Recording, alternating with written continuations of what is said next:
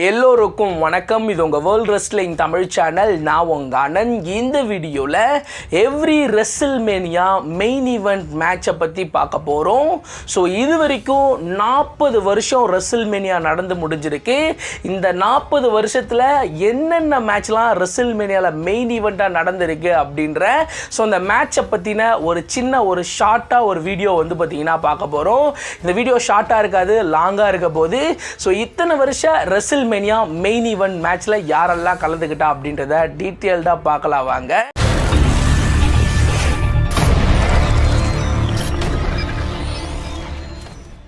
First பார்த்தீங்கன்னா wrestling industry அப்படின்னு எடுத்துக்கிட்டா WWE தான் பார்த்தீங்கன்னா எப்பவுமே நம்பர் 1. ஸோ இப்போ கிடையாது, எப்பவுமே WWE தான் பார்த்தீங்கன்னா இப்போ வரைக்கும் நம்பர் 1 இருந்துட்டு இருக்கு. ஸோ இதில் ஒரு பெரிய ஈவெண்ட் அப்படின்னா அது ரெஸ்ல்மேனியா. கிட்டத்தட்ட 40 வருஷம் ரெஸ்ல்மேனியா முடிஞ்சு 41வது வருஷத்தில் பார்த்தீங்கன்னா அடி எடுத்து வைக்கிற இந்த நேரத்தில் WWE ஒர்க் பண்ணுற ரெஸ்லர் எல்லாருக்கும் பார்த்தீங்கன்னா சாம்பியன்ஷிப் வின் பண்ணுறதை விட அந்த கிராண்டஸ்ட் ஸ்டேஜ் ரெஸ்ல்மேனியா மாதிரி அந்த கிராண்டஸ்ட் ஸ்டேஜில் பார்த்தீங்கன்னா நம்ம மெயின் ஈவெண்ட் மேட்ச் பண்ணணும். ஸோ அதுலேயும் குறிப்பாக அந்த கடைசி மேட்ச் பார்த்தீங்கன்னா நம்ம பண்ணணும், அதில் நம்ம வின் பண்ணணும். ஸோ அவ்வளோ ஆடியன்ஸுக்கு மத்தியில் நமக்கு ஒரு மொமெண்டம் கிடைக்கணும் அப்படின்ற மாதிரி தான் நிறைய ரெஸ்லர் ஆசைப்படுவாங்க. ஸோ சிஎம் பங்க் மாதிரியான ரெஸ்லருக்கு அது இன்னமும் கனவாகவே பார்த்தீங்கன்னா போய்கிட்டு இருக்கு. ஸோ கிட்டத்தட்ட பல வருஷம் WWE ஒர்க் பண்ணி WWE விட்டு போய் திரும்ப வந்தாலுமே அவருக்கு அந்த ரெஸ்ல்மேனியா மெயின் ஈவெண்ட் அப்படின்ற அந்த ஒரு மேட்ச் இன்னமும் கனவாகவே இருக்கு. இந்த மாதிரி பல ரெஸ்லர்ஸ் பார்த்தீங்கன்னா இருக்காங்க. அதே சமயம் எதிர்பாராத பல ரெஸ்லருக்கு மெயின் ஈவெண்ட் மேட்சும் பார்த்தீங்கன்னா கிடச்சிருக்கு.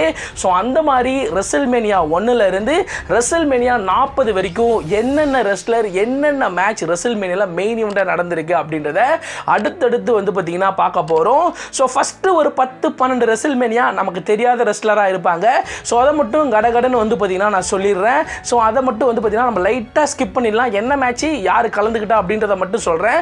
அதுக்கப்புறம் பார்த்தீங்கன்னா 12-13 ரெஸ்ல்மேனியாவுக்கு மேலே என்ன மாதிரியான மேட்சஸ்லாம் நடந்துச்சு அந்த மேட்சை பற்றிலாம் நம்ம பார்த்தீங்கன்னா கொஞ்சம் டீட்டெயிலாக பார்த்தீங்கன்னா டிஸ்கஸ் பண்ணலாம். ஃபஸ்ட்டு இந்த வீடியோ பண்ணலாம் அப்படின்னு சொல்லிட்டு பிளான் பண்ணி ஃபோன் எடுத்து என்னென்ன மேட்சஸ்லாம் நடந்திருக்கு, யாருக்கெல்லாம் நடந்திருக்கு அப்படின்ற மாதிரி எடுத்து பார்க்கும்போது அப்போ தான் ஒரு ஷாக்கிங்காக ஒரு விஷயம் கிடச்சிது.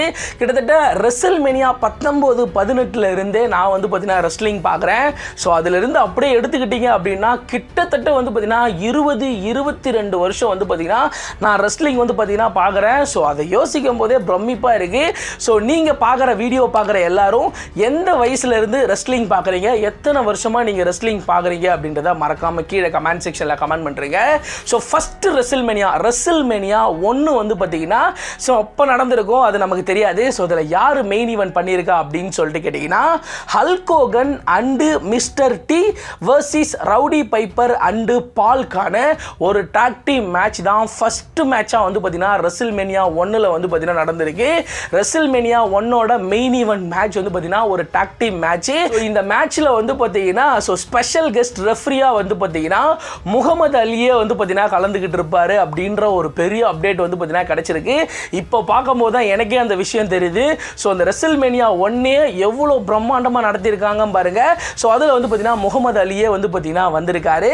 ஸோ ரெஸ்ல்மேனியா 2 பொறுத்த வரைக்கும் ஹல்க் ஹோகன் வர்சஸ் கிங் காங் பண்டி அப்படின்ற ஒரு ரெஸ்லருக்கு பார்த்தீங்கன்னா WWF சாம்பியன்ஷிப் மேட்ச் நடந்திருக்கு. இந்த மேட்ச் பார்த்தீங்கன்னா ஒரு ஸ்டீல் கேஜ் மேட்சாக நடந்திருக்கு. நான் ஃபோட்டோஸ் போடுறேன் பாருங்க. இதுதான் ஃபர்ஸ்ட் பார்த்தீங்கன்னா ஸ்டீல் கேஜாக பார்த்தீங்கன்னா ரெஸ்ல்மேனியாவில் மெயின் ஈவெண்ட் மேட்ச் நடந்திருக்கு. WWF சாம்பியன்ஷிப் மேட்ச் நடந்திருக்கு. ரெஸ்ல்மேனியா 3 பொறுத்த வரைக்கும் ஹல்க் ஹோகன் வர்சஸ் ஆண்ட்ரே தி ஜெயண்ட். ஸோ இந்த ரெஸ்லர் இந்த மேட்சை பார்த்தீங்கன்னா நம்ம நிறைய பேர் ஃபோட்டோஸ்லையும் பார்த்துருப்போம். ஸோ நிறைய முறை பார்த்தீங்கன்னா WWE பார்த்தீங்கன்னா ஒரு வருஷம் ரெஸ்ல்மேனியா வரும்போதும் இந்த மேட்சை ப்ரமோட் பண்ணுற மாதிரி காட்டுவாங்க. ஸோ இந்த மேட்ச் பார்த்தீங்கன்னா WWF சாம்பியன்ஷிப் மேட்சாக நடந்திருக்கு. ஸோ அதுக்கு அடுத்தபடியாக ராண்டி சாவேஜ் வர்சஸ் டெட் பிபிஆர்சிக்கு ரெஸ்ல்மேனியா 4ல WWF சாம்பியன்ஷிப் மேட்ச் நடந்திருக்கு. ஸோ யோசிச்சு பாருங்க, 4வது வருஷம் ரெஸ்ல்மேனியாவில் பார்த்தீங்கன்னா WWF சாம்பியன்ஷிப் மேட்ச் நடந்திருக்கு.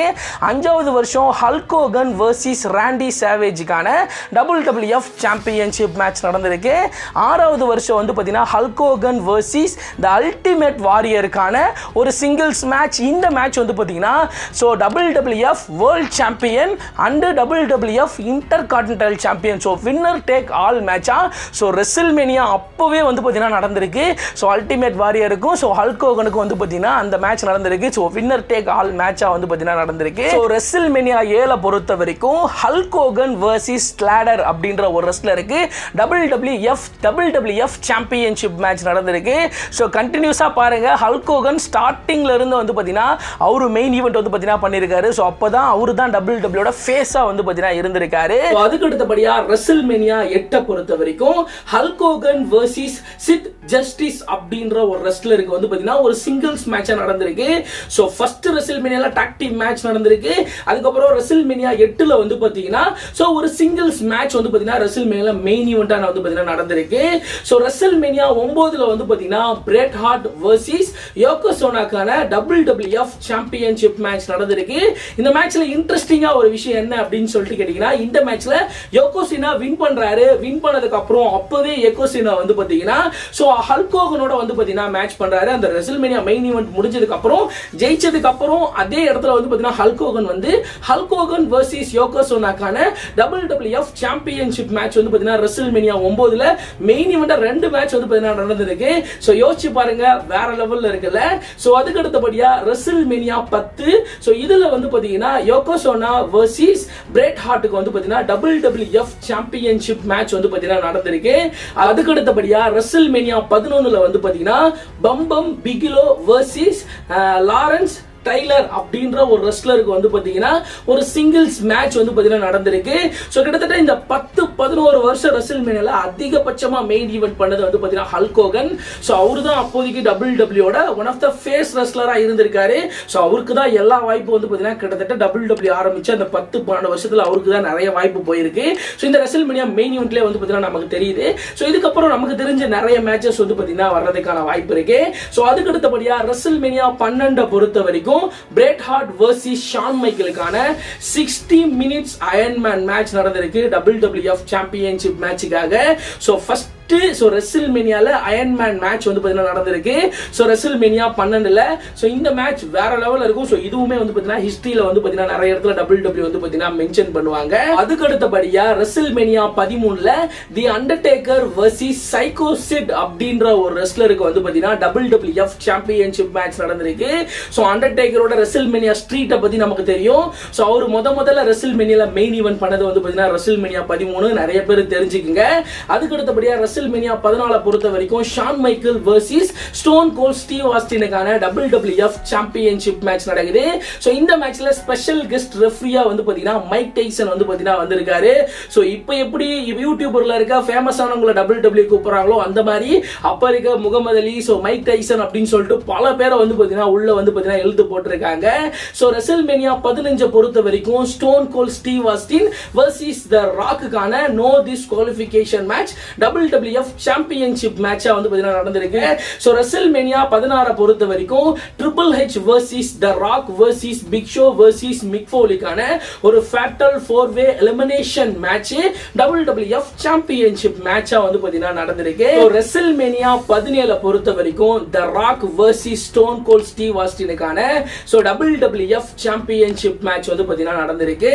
சோ ரெசில்மேனியா 17 பொறுத்த வரைக்கும் அன்டிஸ்பியூட்டட் WWF சாம்பியன்ஷிப் மாறி இருக்கு. இப்போ எப்படி அன்டிஸ்பியூட்டட் WWE சாம்பியன்ஷிப் வருதோ அந்த மாதிரி அன்டிஸ்பியூட்டட் WWF சாம்பியனா வந்து பாத்தீங்கன்னா கிறிஸ் ஜெரிகோ இருந்திருக்காரு. Chris Jericho versus triple H கான அன்டிஸ்பியூட்டட் WWF சாம்பியன்ஷிப் மேட்ச் வந்து பாத்தீங்கன்னா ரெசில்மேனியா சோ 18ல வந்து பாத்தீங்கன்னா நடந்திருக்கு. சோ ரெசில்மேனியா 19 பொறுத்த வரைக்கும் கர்ட் ஆங்கிள் வர்சஸ் பிராக் லெஸ்னருக்கான WWE சாம்பியன்ஷிப் மேட்ச் நடந்திருக்கு. சோ அப்பதான் WWE சாம்பியன்ஷிப் அப்படின்றத வந்து பாத்தீங்கன்னா WWE கொண்டு வந்திருக்காங்க போல. அதுக்கு அடுத்தபடியா ரெசில்மேனியா WrestleMania 20 பொறுத்த வரைக்கும் Triple H versus Chris Benoit versus Shawn மைக்கேலுக்கான triple threat world heavyweight championship match வந்து பார்த்தீங்கன்னா மெயின் ஈவெண்ட் நடந்திருக்கு. முறை வேர்ல்டு ஹெவிவெயிட் சாம்பியன்ஷிப் மேட்ச் வந்து பார்த்தீங்கன்னா WrestleMania 20 தான் மெயின் ஈவெண்ட் நடந்திருக்கு. WrestleMania 21 பொறுத்த வரைக்கும் ட்ரிபிள் ஹெச் வர்சஸ் பட்டிஸ்டாக்கான வேர்ல்டு ஹெவிவெயிட் சாம்பியன்ஷிப் மேட்ச் நடந்திருக்கு. ஸோ அவங்களோட டீமுக்குள்ள சண்டை வந்து அவங்களுக்குள்ளேயே ரெண்டு பேரும் அடிச்சுக்கிற மாதிரி வந்து பார்த்தீங்கன்னா அந்த ஸ்டோரி லைன் வந்து பார்த்தீங்கன்னா போயிருக்கும்.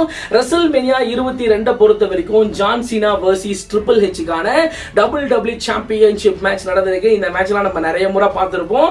ஸோ ஜான் சீனா வந்து பார்த்தீங்கன்னா அப்பதான் அந்த சம்மிஷனை முறையா போட்டு ஸோ ட்ரிபிள் ஹெச் வந்து பார்த்தீங்கன்னா டாப் அவுட் பண்ண வச்சிருப்பாரு. ஸோ அப்படியே WrestleMania 23 பொறுத்த வரைக்கும் ஜான் சீனா வர்சஸ் ஷான் மைக்கேலுக்கான WWE சாம்பியன்ஷிப் மேட்ச் நடந்திருக்கும். இந்த மேட்சுமே ஒரு ஐகானிக் மேட்ச் வேற லெவல்ல வந்து பார்த்தீங்கன்னா இருக்கும். ஸோ அதுக்கு அடுத்தபடியா WrestleMania 24 பொறுத்த வரைக்கும் தி அண்டர்டேக்கர் வர்சஸ் எட்ஜுக்கான வேர்ல்டு ஹெவிவெயிட் சாம்பியன்ஷிப் மேட்ச் வந்து பார்த்தீங்கன்னா நடந்துச்சு. இந்த மேட்ச்ல வந்து பார்த்தீங்கன்னா எட்ஜ் 3 எட்ஜா வர மாதிரிலாம் இருக்கும். ஸோ இப்போவும் இந்த மேட்சை பத்தி பேசும்போது எனக்கு வந்து பார்த்தீங்கன்னா அந்த ஞாபகத்துக்கு வருது. ஸோ ஒரே மாதிரி வந்து பார்த்தீங்கன்னா 3 எட்ஜ் இருப்பாங்க, ஒருத்தவர் மாத்தி வந்து சண்டை போடுற மாதிரி இந்த மேட்ச் வேற லெவல்ல வந்து பார்த்தீங்கன்னா இருக்கும். WrestleMania 25 பொறுத்த வரைக்கும் ட்ரிபிள் ஹெச் வர்சஸ் ராண்டி ஆர்டனுக்கான WWE சாம்பியன்ஷிப் மேட்ச் வந்து பார்த்தீங்கன்னா நடந்திருக்கு. WrestleMania 26 பொறுத்த வரைக்கும் தி அண்டர்டேக்கர் வர்சஸ் ஷான் மைக்கேலுக்கான no disqualification streak versus career. So இந்த மேட்ச்ல அண்டர்டேக்கர் தோத்துட்டாருன்னா அவரோட ஸ்ட்ரீட் அங்க முடிஞ்சிடும். இந்த மேட்ச்ல ஷான் மைக்கேல் தோத்துட்டாரு அப்படின்னா அவரோட கெரியரே முடிச்சுட்டு அவர் WWE விட்டு போயிடணும் அப்படின்ற மாதிரி ஒரு மேட்ச் வந்து பார்த்தீங்கன்னா நடந்திருக்கு. இந்த மேட்ச் உண்மையில வேற லெவலான மேட்ச்.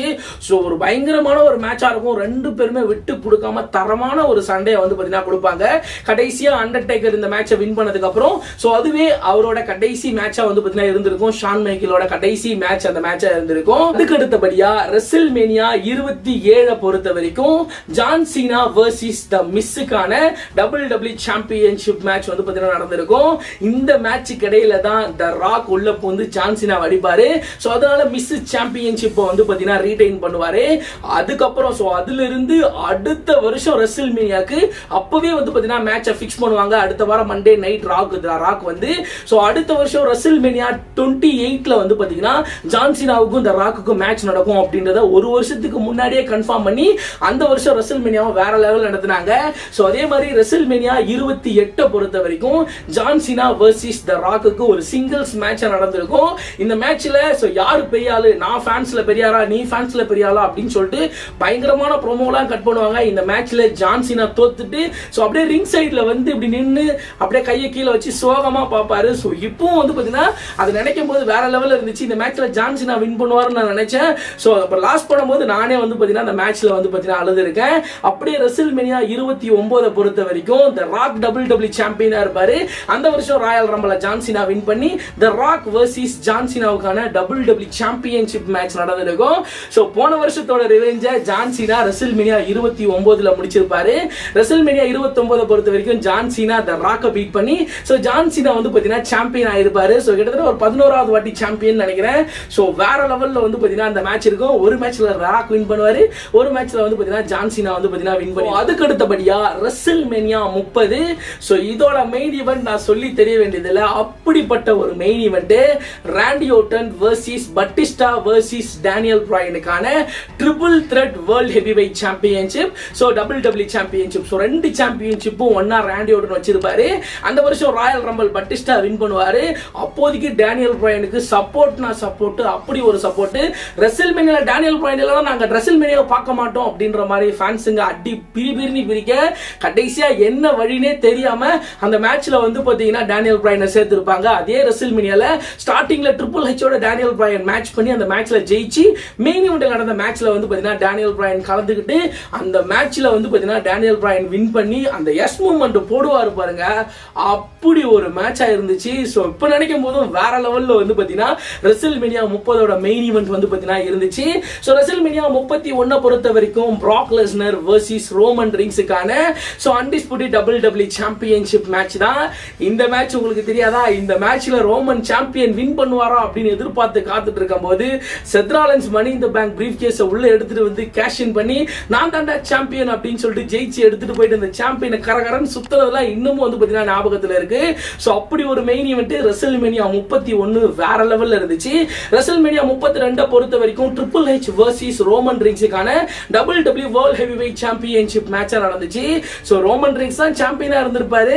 ரெசல்மேனியாக்கு முன்னாடி நடந்த ராயல் ரம்பிள் மேட்ச்ல வந்து பாத்தீங்கன்னா ஒரு சாம்பியனை டிஃபெண்ட் பண்ணியிருப்பாரு. அதுல ட்ரிபிள் ஹெச் ரோமன் ரிங்ஸ் கிட்ட இந்த சாம்பியனை வின் பண்ணி அந்த சாம்பியனை ரெசல்மேனியா கிட்ட வந்து பாத்தீங்கன்னா ரோமன் ரிங்ஸ் கிட்ட லாஸ் பண்ணிட்டு போயிருப்பாரு. ஸோ இந்த மேட்ச் ஒரு ஐகானிக் மேட்ச் அப்படின்னு கண்டிப்பா வந்து பாத்தீங்கன்னா நம்ம சொல்லலாம். ரெசல்மேனியா 33 பொறுத்த வரைக்கும் தி அண்டர்டேக்கர் வர்சஸ் ரோமன் ரிங்ஸுக்கான ஒரு சிங்கிள்ஸ் மேட்சா இருந்துச்சு. இந்த மேட்ச் முடிஞ்சதுக்கு அப்புறம் ரோமன் ரிங்ஸ்க்கு அப்படி ஒரு பூ வந்து பாத்தீங்கன்னா மண்டே நைட் ரால இருந்துச்சு. ஸோ அவரால் பேசவே முடியாத வாயடைச்சு வந்து பாத்தீங்கன்னா போயிட்டாரு. ஸோ அந்த அளவுக்கு ரோமன் ரிங்ஸை வந்து பாத்தீங்கன்னா அந்த ஒரு சம்பவத்துல இருந்து தான் வந்து பாத்தீங்கன்னா ஃபேன்ஸுங்கெல்லாம் பூ பண்ண ஆரம்பிச்சாங்க. ஸோ அதுக்கு அடுத்தபடியா ரெசல்மேனியா 34 இதை பொறுத்த வரைக்கும் பிராக் லெஸ்னர் வர்சஸ் ரோமன் ரிங்ஸோட இன்னொரு அத்தியாயம் தான். ஸோ இந்த மேட்சை பொறுத்த வரைக்கும் வந்து பாத்தீங்கன்னா ரோமன் ரிங்ஸா இருக்கட்டும் பிராக் லெஸ்னரா இருக்கட்டும் ரெண்டு பேருமே வேற லெவல்ல ஃபைட் பண்ணுவாங்க. இந்த மேட்ச்லயாச்சும் ரோமன் ரிங்ஸ் வின் பண்ணுவாருன்னு எதிர்பார்த்தோம். இந்த மேட்ச்ல ரெண்டு பேருக்கும் ரத்தம்லாம் வந்து பிராக் லெஸ்னர் சாம்பியன்ஷிப்பை ஜெயிச்சிட்டு போயிட்டு பேக் ஸ்டேஜ்ல வின்ஸ் மிக்மேன் மூஞ்சில சாம்பியன்லாம் தூக்கி போட்டு போயிருப்பாரு. ஸோ இதெல்லாம் நம்ம வந்து பாத்தீங்கன்னா நம்ம கவர் பண்ணியிருப்போம் நம்மளோட ரெஸ்லிங் சேனல்ல. இந்த வீடியோலாம் இருக்கும்னு நினைக்கிறேன். ஸோ சரியா வந்து பாத்தீங்கன்னா ஞாபகம் இல்ல, போயிட்டு வந்து பாத்தீங்கன்னா செக் பண்ணி பாருங்க. அதுக்கு அடுத்தபடியா ரெசல்மேனியா 35. ஸோ இதுதான் முறையா உமன்ஸ் வந்து பாத்தீங்கன்னா மெயின் ஈவென்ட் மேட்ச் பண்ணது. Ronda Rousey versus Charlotte Flair versus Becky லிஞ்சுக்கான ட்ரிபிள் த்ரெட் மேட்ச். இந்த match Raw woman champion SmackDown woman champion யார் வின் பண்றாங்களோ வின்னர் டேக் ஆல் மேட்ச் அப்படின்ற மாதிரி வந்து பாத்தீங்கன்னா முடிவு எடுத்திருப்பாங்க. இந்த மேட்ச்ல 3 பேருக்குமே பயங்கரமான support. Finally Peggy lynch win பண்ணி ஒரு பயங்கரமான ஒரு மொமெண்டம் வந்து பாத்தீங்கன்னா கிரியேட் பண்ணிருப்பாங்க. அதுக்கு அடுத்தபடியா ரெசல்மேனியா 36 இதுல இருந்து ரெசல்மேனியா நைட் 1 நைட் 2 வந்து பாத்தீங்கன்னா நடக்க ஆரம்பிச்சது. ரெண்டு மெயின் ஈவென்ட் மேட்ச் வந்து பாத்தீங்கன்னா இதுக்கு அப்புறம் நடக்கும். ரெசல்மேனியா 36 பொறுத்த வரைக்கும் night 1 main event the Undertaker versus AJ ஸ்டைலுக்கான போன் யார்ட் மேட்ச் வந்து பாத்தீங்கன்னா நடந்திருக்கும். அந்த சவக்குழியில போட்டு புதைக்கிற மாதிரியான மேட்ச். இதுவே அண்டர்டேக்கரோட கடைசி மேட்ச் அப்படின்ற மாதிரி அறிவிச்சு வந்து பாத்தீங்கன்னா இந்த மேட்ச் நடத்திருப்பாங்க. இந்த மேட்ச் வேற லெவல்ல ஒரு சினிமாட்டிக் ஸ்டைல்ல வந்து பாத்தீங்கன்னா இந்த மேட்ச் இருந்திருக்கும். அதுவே ரெசல்மேனியா 36 ஓட சோ ரெண்டாவது மெயின் ஈவென்ட் மேட்ச் இது கொரோனா டைம்ல நடந்துச்சு. பிராக் லெஸ்னர் வர்சஸ் ட்ரூ மேக்கின்டையருக்கான WWE championship match. Drew McIntyre Brock லெஸ்னரை பீட் பண்ணி சாம்பியன் ஜெயிச்சு செலிப்ரேட் பண்ணிருப்பாரு. ஆனா ஆடியன்ஸ் தான் இருந்திருக்க மாட்டாங்க. சோ இதுக்கப்புறம் ட்ரூ மேக்கின்டையர் செலிப்ரேட் பண்ற அளவுக்கு ஆடியன்ஸோட ஒரு சாம்பியனே வந்து பாத்தீங்கன்னா இன்னும் வந்து பாத்தீங்கன்னா ஜெயிக்கல. சோ அதுக்கு அடுத்தபடியா ரெசல்மேனியா 37 பொறுத்த வரைக்கும் ஃபர்ஸ்ட் நைட் 1 பொறுத்த வரைக்கும் சாஷா பேங்க் வர்சஸ் பியாங்கா பிளேராக்கான WWE SmackDown woman championship match நடந்திருக்கு. இந்த மேட்ச்ல உண்மையிலே ஒரு சூப்பரான மேட்சா இருந்துச்சு. பியாங்கா பிளேரா சாம்பியன் ஆகி ஒரு பயங்கரமான ஒரு செலிப்ரேஷன் வந்து பாத்தீங்கன்னா பண்ணிருப்பாங்க. சோ ரெசல்மேனியா 37 ஓட மெயின் ஈவென்ட் சோ ரெண்டாவது நாள் மெயின் ஈவென்ட் வந்து பாத்தீங்கன்னா Roman Reigns versus Edge versus Daniel பிரையனுக்கான ட்ரிபிள் த்ரெட் மேட்ச் வந்து பாத்தீங்கன்னா நடந்துச்சு மேட்ச். சோ ரோமன் ரிங்ஸ் வந்து ஹீலா மாறினதுக்கு அப்புறம் அவர் பண்ண ரெசல்மேனியா வேற லெவலான ரெசல்மேனியா. ரோமன் ரிங்ஸ் ரெண்டு பேரையும் அடிச்சு போட்டு ஒன்னா போட்டு வந்து பாத்தீங்கன்னா காலை பிடிச்சி பின் பண்ணி வந்து பாத்தீங்கன்னா ஜெயிச்சிருப்பாரு. மறக்க முடியாத ஒரு ரெசல்மேனியா வந்து பாத்தீங்கன்னா இந்த ரெசல்மேனியா. அதுக்கு அடுத்தபடியா ரெசல்மேனியா 38 பொறுத்த வரைக்கும் night 1 Kevin Owens versus Stone Cold Steve ஆஸ்டினுக்கான நோ ஹோல்ஸ் பார்ட் மேட்ச் வந்து பாத்தீங்கன்னா நடந்துச்சு. So Stone Cold Steve Austin கிட்டத்தட்ட பல வருஷம் கழிச்சு அவர் அந்த இன்ஜுரியில இருந்து வெளியில வந்து பண்ண மேட்ச். இந்த மேட்சுக்கு வேற லெவல் எதிர்பார்ப்பு. சோ இத்தனை வருஷம் ரெசல் பண்ணாம அவர் பண்ண மேட்ச் அப்படி இருந்துச்சு. பயங்கரமான ஒரு மேட்சா இருந்துச்சு. அதே ரெசல்மேனியா 38 ஓட நைட் 2 மெயின் ஈவென்ட் வந்து பாத்தீங்கன்னா பிராக் லெஸ்னர் WWE சாம்பியனா இருந்திருப்பாரு. ரோமன் ரிங்ஸ் யூனிவர்சல் சாம்பியனா இருந்திருப்பாரு. கிட்டத்தட்ட ரெசல்மேனியால அவங்க ரெண்டு பேரும் 3 முறை வந்து பாத்தீங்கன்னா மோதினாங்க. இது 3வது முறை. சோ வின்னர் டேக் ஆல் மேட்சா நடந்துச்சு. இந்த மேட்சை பொறுத்த வரைக்கும் ரெண்டு பேருமே வேற லெவல்ல ஃபைட் பண்ணாங்க. ஃபைனலி ரெசல்மேனியால வந்து பாத்தீங்கன்னா பிராக் லெஸ்னரை முறையா ரோமன் ரிங்ஸ் பீட் பண்ணி சோ அன்டிஸ்பியூட்டட் WWE சாம்பியனா மாறினாரு. 2 சாம்பியன் வந்து பாத்தீங்கன்னா எடுத்தாரு. சோ சாம்பியனா இருக்கிற ரெண்டாவது ரெசல்மேனியா 2 ரெசல்மேனியாலும் ரோமன் ரிங்ஸ் சாம்பியன் வந்து பாத்தீங்கன்னா டிஃபெண்ட் பண்ணாரு.